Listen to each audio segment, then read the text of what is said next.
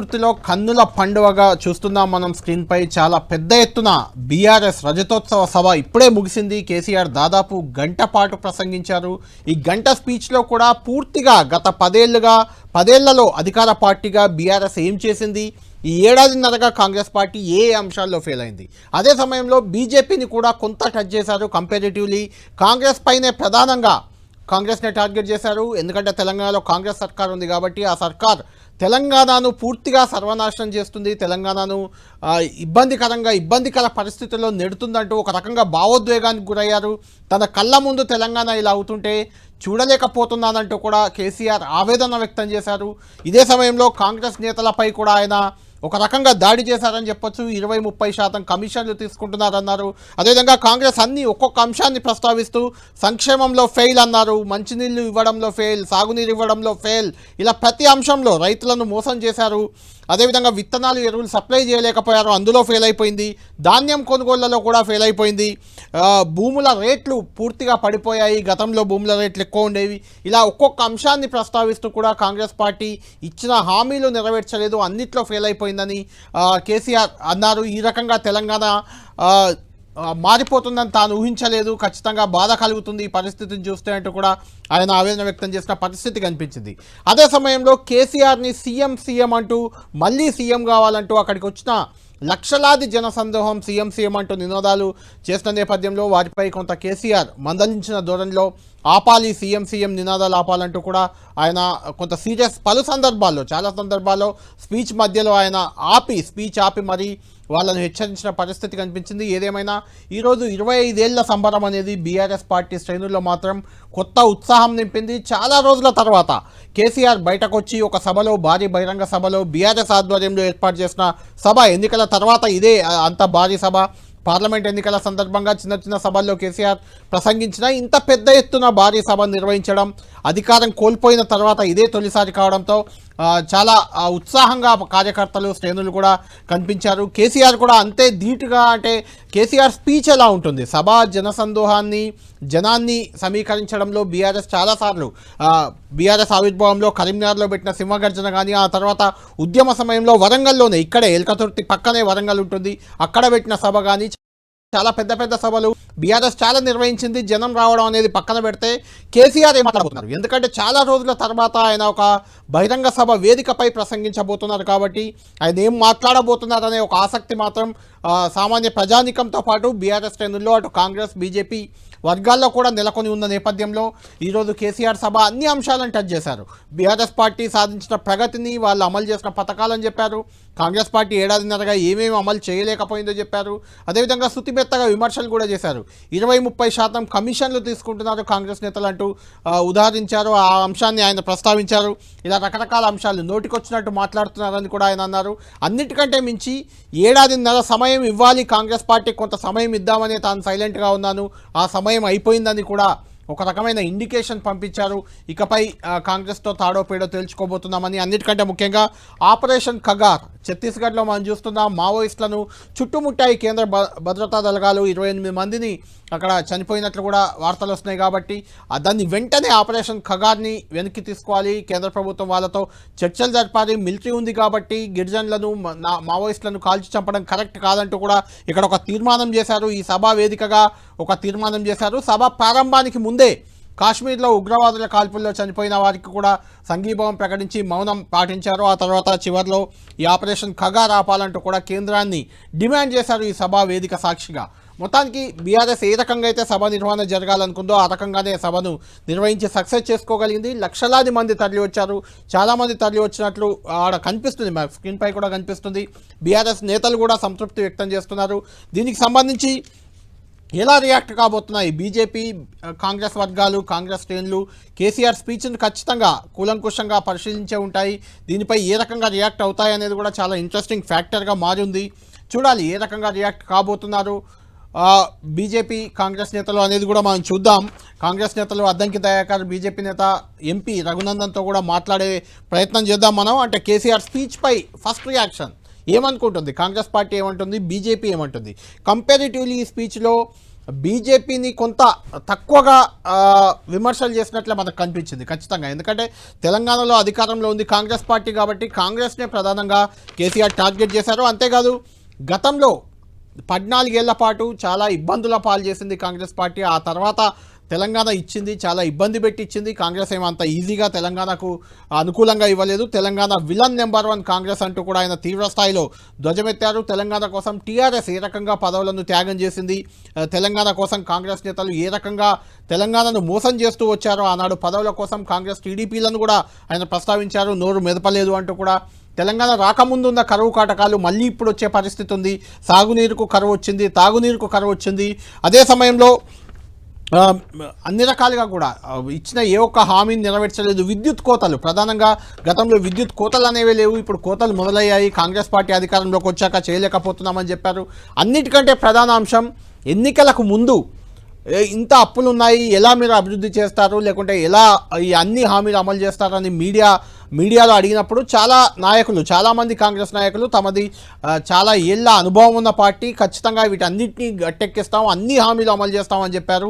ఇప్పుడేమో మాకు అప్పులు పుట్టట్లేదు, అప్పుల పాలైంది రాష్ట్రం, డబ్బులు లేవంటూ చెప్తున్నారు. కేవలం ఓట్ల కోసం వాళ్ళు ఆడిన నాటకంలో తెలంగాణ ప్రజలు పడిపోయారు, కాంగ్రెస్ను అధికారంలోకి తెచ్చారు, ఇప్పుడు అనుభవిస్తున్నారంటూ కూడా ఆయన గుర్తు చేసిన పరిస్థితి.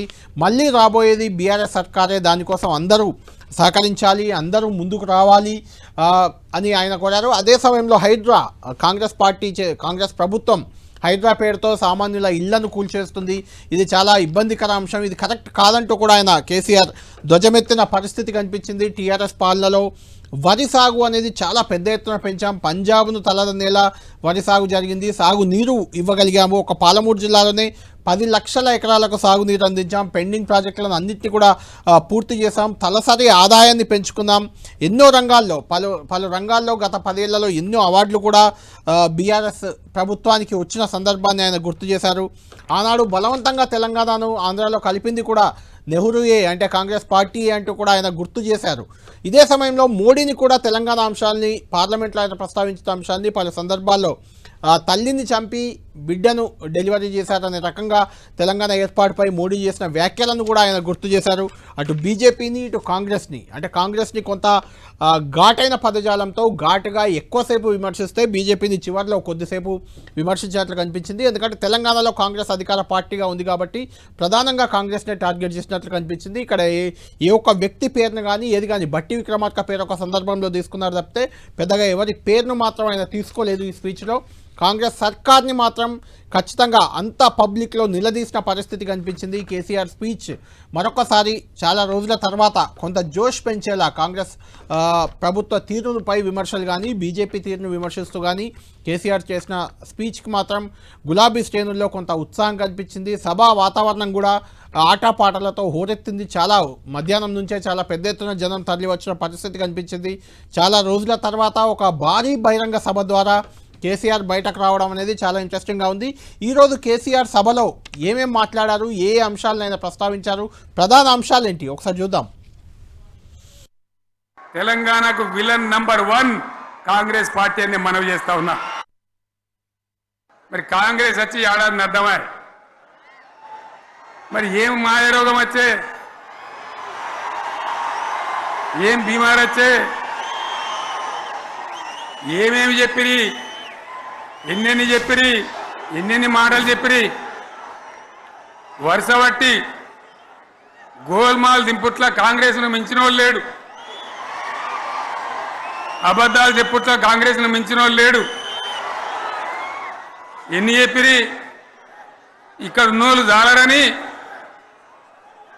ఉన్న గాంధీలు లేని గాంధీలు డూప్లికేట్ గాంధీలు అంతా ఢిల్లీకి కూడా దిగిరి. ఒక ఉచిత బస్ అని పెడితే అది జుట్లు పట్టుకొని కొట్టుకుంటానికి మనకత్తాను తప్ప ఏమనికి ఉపయోగపడ్డది లేదు. ఆ మహిళలు అంటారు మాకు ఎందుకు ఉచిత బస్ దరిద్రం, మాకు అవసరమే లేదు అంటారు. అటువంటి ఒక పథకం పెట్టి ఇక ఇప్పుడు మళ్ళీ పెద్ద నోరు పెట్టుకొని వాళ్ళే మాట్లాడతారు. అంటే అంటే మాట్లాడతారు, అబద్ధాలు చెప్తారు. మాట్లాడితే బీఆర్ఎస్ వాళ్ళ మీద నింద, మాట్లాడితే కేసీఆర్ మీద నింద. ఇది ఒక అలవాటు చేసుకొని ఎవరికి నోరుంటే వాంతే లెక్క అనే పద్ధతిలో అడ్డమైన మాటలు మాట్లాడుతూ చాలా ఘోరంగా మోసం చేస్తూ ఉన్నారు. ఇక మా అంత సిపాయిలు లేరు, మేము తెచ్చే ఇస్తాం, 6 సందమామలు పెడతాం, 7 సూర్యులు పెడతాం అని నమ్మబలికి ప్రజలను దగా చేసి మంచిగున్న తెలంగాణ నాగం పట్టించి ఓట్లు వేయించుకొని ప్రజలను మోసం చేసిండ్రు, దగా చేసిండ్రు. ఈ మాట నిజం, మీ అందరికి తెలుసు. ఇవాళ ఏం మాట్లాడతారు, మమ్మల్ని ఎవరు నమ్ముతలేడు, మాకు అప్పు ఉడతలేదు, యాడికెళ్ళి తెచ్చియాలి అని ఇప్పుడు మాట్లాడుతున్నాం. అప్పుడేమో మాకు అపారమైన అనుభవం ఉంది, మేము చేస్తాం. రాష్ట్ర ఆర్థిక పరిస్థితి ఎంత మంచిగా ఉండే, ఎంత బాగా పోతా ఉండే, మేము కష్టపడి కడుపు కట్టుకొని నోరు కట్టుకొని సంవత్సరానికి 10 నుంచి 15 వేల కోట్ల ఆదాయం పెంచినాం. అనేక రివ్యూ మీటింగులు చేసినాం. ఎంత బాగా తీసుకొని పోయినాం, తెలంగాణను ఎట్లా తయారు చేసినాం, ఆ విధంగా తీసుకొని పోయినాం. ఇవాళ ఒక్క మాట మీరు అందరూ ఆలోచన చేయాలి. ఇక్కడ ఉన్న వాళ్ళు కానీ నా మనసు బాధ అవుతుంది, నా మనసు కాలుతుంది, ఇబ్బంది అవుతుంది. నా కళ్ళ ముందటనే తెలంగాణ ఇట్లా కావడం నాకు దుఃఖం కలిగిస్తూ ఉంది. నేను ఆవేదనతో చెప్తున్నా ఈ మాట. గ్యారంటీగా పోలీసు మిత్రులారా, ఇవాళ పోయి రాత్రి మీ డైరీలలో రాసుకోండి, మీ డైరీలలో రాసి పెట్టుకోండి. 100కు 100% ఇలా తెలంగాణ చెలరేగిన పరిస్థితికి మళ్ళా వచ్చేది బీఆర్ఎస్ గవర్నమెంటే. అది ఎవడు కూడా ఆపలేడు. అది ఎవరి తరం కాదు, ఎవరి వశం కాదు. మీకు తెలియదా? మీరు పోలీసు ఉద్యోగాలు చేస్తున్నారు, మీరు చదువుకోలేదా? మీకు కూడా విజ్ఞానం ఉంది కదా? వీళ్ళు దొంగ వాగ్దానాలు చేయలేదా? ప్రజలను మోసం చేయలేదా? ప్రజాస్వామ్యంలో ప్రజలకు అడిగే హక్కు లేదా? మీరెందుకు కేసులు పెడుతున్నారు నాకు అర్థం కాదు. ఈ కాంగ్రెస్ నయవంచక ప్రభుత్వం సంక్షేమంలో ఫెయిల్, మంచినీళ్ళలో ఫెయిల్, పొలాలకు నీళ్ళు ఇవ్వడంలో, సాగు నీళ్లలో ఫెయిల్, కరెంటు సరఫరాలో ఫెయిల్, రైతు బంధులో ఫెయిల్, విత్తనాలు ఎరువులు సరఫరాలో ఫెయిలేనా? ధాన్యం కొనుగోళ్లలో ఫెయిల్, పల్లెలు పట్టణాల అభివృద్ధిలో ఫెయిల్, భూముల ధరలు పెంచడంలో ఫెయిల్. మరి దేంట్లో పాస్ అయిండు? ఎటుపడితే అటు ఒర్రుడు, దేవుళ్ళ మీద ఒట్లు పెట్టుడు, అబద్ధ వాగ్దానాలు చేసుడు, అగో కమిషన్ అట 20-30% కమిషన్లు తీసుకున్నాడు, సంచులు నింపుడు, సంచులు మోసుడు. 157 కాలేజీలు పెడితే మెడికల్ కాలేజీలు ఒక్కటన్నా తెలంగాణకి ఇచ్చిండ్రా? ఒక ప్రాజెక్ట్ కన్నా జాతీయ హోదా ఇచ్చిండ్రా? ఇక కాంగ్రెస్ వాడు ఇట్లా అంటే బీజేపీ వాడు అట్లా, ఏది లేదు. ఇక ఉల్టా మనయే ఖమ్మంలో 7 మండలాలు గుంజుకున్నారు, సీలేరు ప్రాజెక్టు గుంజుకున్నారు. నరేంద్ర మోడీ మాట్లాడతాడు, ఏం మాట్లాడతాడు? తెలంగాణ వచ్చిందిరా అని తెలంగాణలో సంతోషపడితే తల్లిని చంపి బిడ్డను బతికిచ్చిండ్రు అంటాడు. ఎన్నోసార్లు అంటాడు, ఒక్కసారి కాదు. ఈ విధంగా అది కూడా మనం అనిపించేది కాదు. కేంద్ర ప్రభుత్వం కగార్ అనే ఆపరేషన్ పేరు మీద ఛత్తీస్గఢ్లో యువకులను గిరిజనులను ఊచకోత పోతా ఉన్నారు. అది ధర్మం కాదు. వీళ్ళు ఏమైతున్నది, నక్సలైట్లు ప్రతిపాదన పెడుతున్నారు. మేం ప్రభుత్వం దగ్గరకు వచ్చి చర్చలు చేయడానికి సిద్ధంగా ఉన్నాము అంటున్నారు. నేను కోరుతా ఉన్న కేంద్ర ప్రభుత్వాన్ని, బలం ఉన్నది కదా అని చంపుకుంటా పోవుడు కాదు, అది ప్రజాస్వామ్యం కాదు. ఆపరేషన్ కగార్ వెంటనే ఆపేయండి.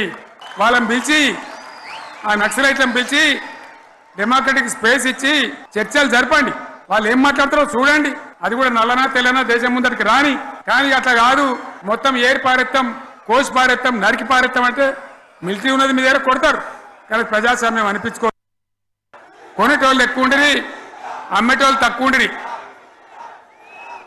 ఇవాళ ఆపతికి అమ్ముకుందామంటే భూములు కొనేటోడు ఉన్నాడా? అడుగుతున్నా భూముల ధరలు ఎక్కడికి పోయినాయి? ఎవరికన్నా 5 ఎకరాలు డాంబర్ రోడ్ పక్కకుంటే నేను 5 కోట్ల మనిషిని, నేను కోటీశ్వరుని అనే ధైర్యంలో రైతులు ఉండరు. ఇవాళ అడిగేటోడు ఉన్నాడా? ఉన్నదా? ఒక్కటే ఏడాదిలో గింత గల్లంత అవుతుందా? కేసీఆర్ పక్కకు.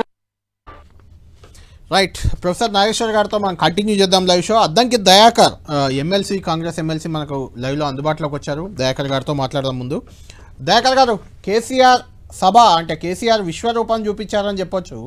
ఎందుకంటే 25 ఏళ్ల రైతోత్సవ వేడుకకు లక్షలాది మంది తరలివచ్చారు అందులో ఎలాంటి సందేహం లేదు. మీకు కూడా తెలుసు బీఆర్ఎస్ సభల నిర్వహణలో ఎప్పుడు కొంత ఇలాంటిదే జన సమీకరణలో ఎప్పుడు ఫెయిల్ కాలేదు. అయితే ఈరోజు ఇచ్చిన స్పీచ్లో ప్రధానంగా కాంగ్రెస్ పార్టీనే టార్గెట్ చేశారు. కాంగ్రెస్ పార్టీ అన్ని అంశాల్లో ఫెయిల్ అయిందని చెప్పారు. ఒక్కొక్క అంశాన్ని మరి ఆయన గుర్తు చేశారు. సంక్షేమంలో ఫెయిల్, మంచినీళ్ళలో ఫెయిల్, సాగునీళ్ళలో ఫెయిల్, రైతు బంధులో ఫెయిల్, విత్తనాల ఎరువుల సరఫరాలో ఫెయిల్, ధాన్యం కొనుగోళ్లలో ఫెయిల్, భూముల ధరలు తగ్గిపోయాయి, స్కూటీలు మహిళా విద్యార్థులకు ఇస్తామన్నారు ఇవ్వలేదు, డిసెంబర్ 9న రుణమాఫీ అన్నారు చేయలేదు, 2000 పెన్షన్లు 4000 అన్నారు చేయలేదు. ఇలా ఒక్కొక్క అంశాన్ని ఉదాహరిస్తూ చెప్పుకుంటూ వచ్చారు కాంగ్రెస్ ప్రభుత్వం ఫెయిల్ అయింది అని. ఏమంటారు దీనికి? కేసీఆర్ ఫెయిల్ అంత పెద్ద జనాభా పెట్టుకొని ఒక ప్రతిపక్ష నాయకుడు ఏ సందేశం ఇవ్వాలనో కనీసం ఏ లైన్ తీసుకోవాలనో కూడా తెలియడంలో ఫెయిల్ అయినాడు. ఇంకోటి ఏంటంటే కొత్త సీసాలు పాత సారా, పాత చింతకాయ పచ్చడి లాగా పేలవంగా ఉన్న స్పీచ్ చూసి నేను చాలా ఎక్స్పెక్ట్ చేసిన. ఎందుకంటే చాలా రోజుల తర్వాత మనోడు మాట్లాడుతుంది కాబట్టి చూడాలి అని చెప్పి మిగతా మీటింగ్స్ అవన్నీ కూడా ఉంటే పక్కన పెట్టేసి ఇన్నా. ఏమున్నది దాంట్లో కొత్తగా చెప్పండి. ఆయన కానీ చెప్పుకొచ్చిండు కొన్ని, ఆయనే చెప్పలేడు. ఎందుకంటే అది ఆయన బలహీనత. ఇలా ఏది సన్న బియ్యం కానీ, లేకపోతే బీసీ బిల్ కానీ, ఎస్సీ బిల్ కానీ, లేకపోతే రాజీవ్ యువ వికాసం కానీ, ఫ్రీ బస్ అంటే ఫ్రీ బస్ మీద వ్యంగ్యం పెట్టిండు. కానీ ఫ్రీ బస్సు ఒకవేళ వాళ్ళకి ఇష్టం లేకపోతే వాళ్ళు ఈ ఫ్రీ బస్ తీసేయమని ఒక తీర్మానం చేయమనండి బీఆర్ఎస్ వాళ్ళని. 500 రూపాయల గ్యాస్ బండ్కి సంబంధించి కానీ, మీరు 200 యూనిట్ల పవర్ గురించి కానీ, ఇలా 52,000 ఉద్యోగాలు ఇచ్చినాము, 32,000 పైచలకి ఇప్పుడు మళ్ళీ నోటిఫికేషన్ చేసినాము. అంటే ఇక్కడ దయాకర్ గారు మీరు చేసింది చెప్పుకుంటారు, ఖచ్చితంగా ప్రతిపక్షం చేయండి చెప్తుంది. ఆయన ఆ పని చేశారు అనుకోవచ్చు కదా. ఆయన ఆ పని చేయాల్సిందే, ఎవరొద్దు అంటుండ్రు. కానీ ఆర్థిక విధ్వంసం జరిగింది, ఆర్థిక విధ్వంసం అయింది, నా కళ్ళ ముందే తెలంగాణ ఇలా అవుతుందంటూ ఆయన భావోద్వేగానికి 7 లక్షల కోట్లు అప్పు చేసింది కాంగ్రెస్ పార్టీ. ఏమిచ్చినావు 10 సంవత్సరాల నువ్వు తెలంగాణ కంటే? చిప్ప ఇచ్చినావు, అప్పుల చిప్ప. ఇది తప్పితే ఏమున్నది ఇంకా? ఇక్కడ మొత్తం గీక్కొని నాక్కొని ప్రజల్ని దోపిడీ చేసిన తర్వాత ఇంకా ఈ మాటలు మాట్లాడటానికి ఎట్లా అనిపిస్తుందో మరి వాళ్ళు ఆలోచించుకోవాలి. ఇలా మీరు కదా ఇలా సర్ప్లస్ రెవెన్యూతో ఇచ్చిన స్టేట్ ని తీసుకుపోయి 7 లక్షల కోట్లు అప్పు చేసి 42,000 పైచిలకు కోట్ల అప్పుకు సంబంధించిన వడ్డీ కట్టుకోవాల్సి వస్తుంది.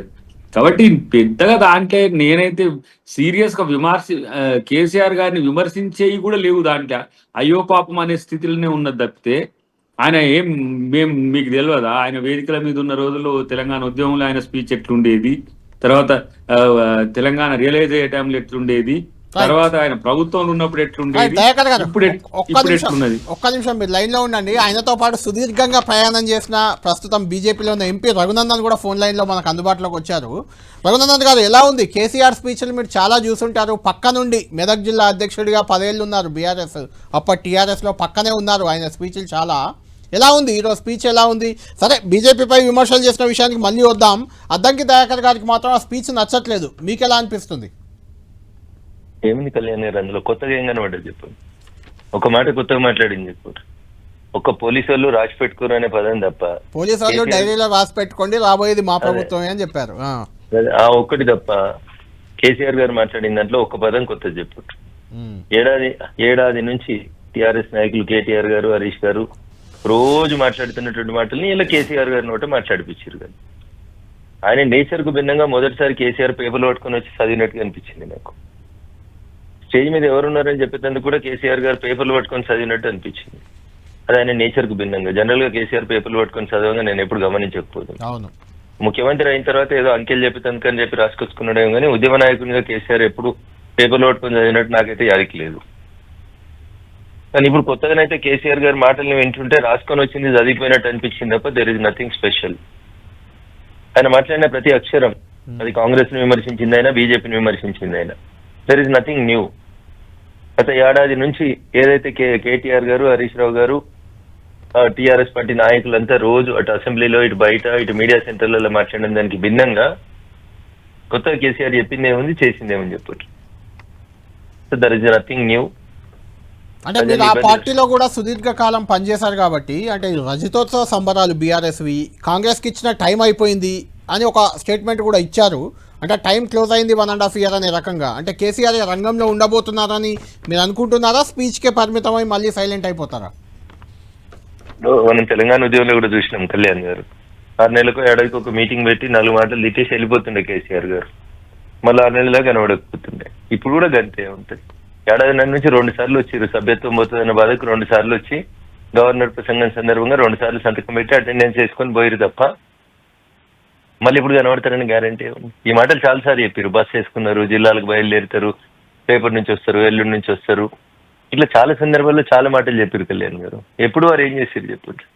కేసీఆర్ గారు ఇలా తిట్టిపోతే మీరు 2 రోజులు చర్చలు జరుపుకోండి అని చెప్పి ఆయన చెప్పిపోయినాడు తప్ప అంతకుమించి కొత్తగా ఏం లేదు.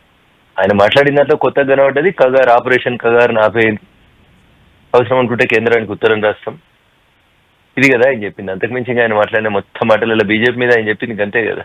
గజ్వేల్కి వచ్చిన రోజు ఏం మాట్లాడిరు మోడీ గారిని ఉద్దేశించి, ఇప్పుడేం మాట్లాడిన రోజు 1,50,000 కోట్ల పైసలకు నిధులు ఇచ్చినాం. మే 5వ తారీఖు నాడు నితిన్ గడ్కరీ గారు రాబోతా ఉన్నారు.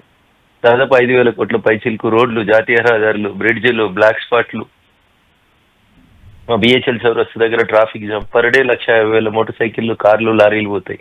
దానికి ఒక ఫ్లైఓవర్ కట్టి ట్రాఫిక్ సిగ్నల్ లేనటువంటి వ్యవస్థలను ఏర్పాటు చేస్తూ ప్రతి చోట డెవలప్మెంట్ కి మేము ముందుకు పోతా ఉన్నాం. వారు గజ్వేల్ కాన్స్టిట్యున్సీలో పెట్టుకున్న కొండా లక్ష్మణ్ బాపూజీ హార్టికల్చర్ యూనివర్సిటీ, వారు భూములు యొక్క పెండింగ్ పెట్టినటువంటి ట్రైబల్ యూనివర్సిటీ, తెలంగాణ వచ్చిన రోజు 2.8% జాతీయ రహదారులతో దేశంలో అతి తక్కువ జాతీయ రహదారులు ఉన్న రాష్ట్రాన్ని 4.0%కు దాటించి దేశంలోనే జాతీయ రహదారుల పర్సెంటేజ్ ఎక్కువ ఉన్నటువంటి రాష్ట్రంగా తెలంగాణను పెంచింది నరేంద్ర మోడీ గారు.